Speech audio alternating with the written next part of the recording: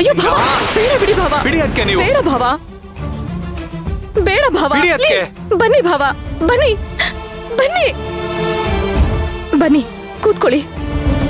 ದಯವಿಟ್ಟು ಸಮಾಧಾನ ಮಾಡ್ಕೊಳ್ಳಿ ನೀವು.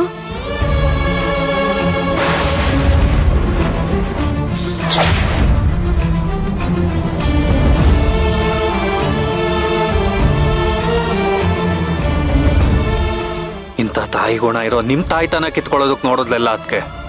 ಹೋಗ್ಲಿ ಬಿಡಿ ಭಾವ, ಆಗಿರೋದ್ರ ಬಗ್ಗೆ ಯೋಚನೆ ಮಾಡಿ ಯಾವ ಪ್ರಯೋಜನನೂ ಇಲ್ಲ. ಈಗ ಮುಂದೆ ಏನಾಗ್ಬೇಕೋ ಅದ್ರ ಬಗ್ಗೆ ಯೋಚನೆ ಮಾಡಿ. ಮುಂದೆ ಏನ್ ಉಳ್ದಿದೆ ಅದಕ್ಕೆ? ಇನ್ನೇನ್ ಉಳ್ದಿದೆ ನನ್ನ ಲೈಫಲ್ಲಿ? ಅಮ್ಮನ ಪ್ರೀತಿನೇ ನನ್ಗಿನ್ನೂ ಸಂಪೂರ್ಣವಾಗಿ ಸಿಕ್ಕಿರ್ಲಿಲ್ಲ. ಅಷ್ಟು ಬೇಗ ನಾನು ಅಮ್ಮನ್ ಕಳ್ಕೊಂಡೆ.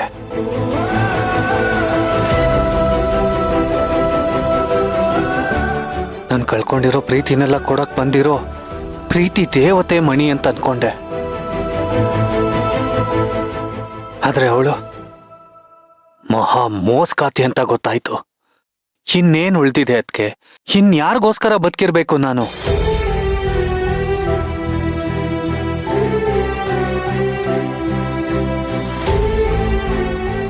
ಮೀರಾಗೋಸ್ಕರ.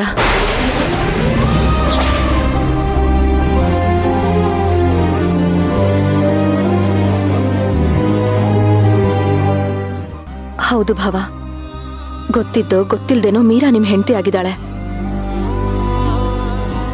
ಪ್ರಿಯಾ ಸತ್ತಿದ್ದ ದಿನಾನೇ ಅವಳು ನಿಮ್ ಬಾಳಿಗೆ ಬಂದಿದ್ದಾಳೆ ಅಂತಂದ್ಮೇಲೆ ಇದು ಭಗವಂತನ ನಿರ್ಣಯ. ಅದಕ್ಕೆ ದಯವಿಟ್ಟು ನೀವೇನೇನು ಹೇಳ್ಬಿಡಿ. ಇಲ್ಲ ಭಾವ, ನಾನ್ ಹೇಳ್ತಿರೋದು ಸತ್ಯ. ಒಂದ್ಸಲ ನೀವೇ ಯೋಚನೆ ಮಾಡಿ. ನಿಮ್ಗೆ ಯಾವತ್ತೂ ಮೀರಾ ಮೇಲೆ ಆ ಭಾವನೆನೇ ಇರ್ಲಿಲ್ಲ.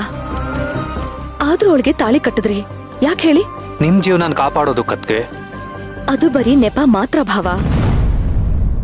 ಆದ್ರೆ ನೀವ್ ಅವಳನ್ನ ಮದ್ವೆ ಮಾಡ್ಕೋಬೇಕು ಅನ್ನೋದು ಭಗವಂತ ನಿರ್ಧಾರ ಆಗಿತ್ತು.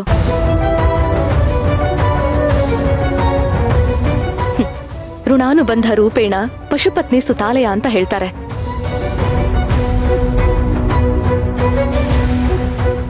ಋಣ ಇಲ್ದೆ ನೀವು ಮೀರಾನ ಮದ್ವೆ ಮಾಡ್ಕೊಳಕ್ ಆಗ್ತಿರ್ಲಿಲ್ಲ ಭಾವ.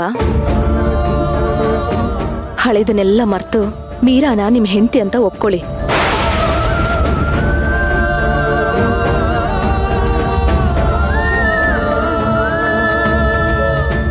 ಅವಳನ್ನ ಚೆನ್ನಾಗಿ ನೋಡ್ಕೊಳ್ಳಿ.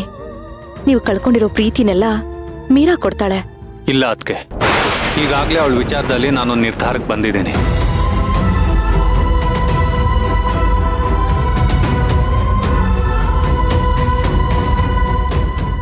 ಏನ್ ನಿರ್ಧಾರ ಭಾವ? ಮೀರಾನ್ ಕರೀರಿ, ಅವಳ ಮುಂದೆನೆ ಹೇಳ್ತೀನಿ.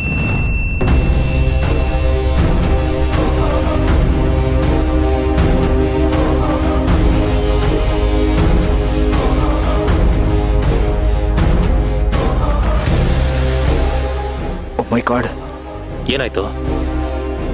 ಏನಿಲ್ಲ ಅಣ್ಣ, ಒಂದು ಚಿಕ್ಕ ಸಮಸ್ಯೆ ಬಂದೆ.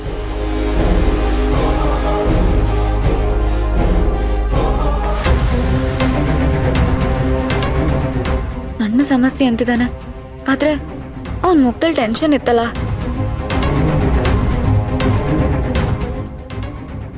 ಹಾ ಹೇಳಿ ಸರ್. ನೀನು ಲೋನ್ ಅಪ್ಲೈ ಮಾಡಿದ್ಯಲ್ಲ, ಆ ಲೋನು ಕೊಡಕ್ಕಾಗಲ್ಲ.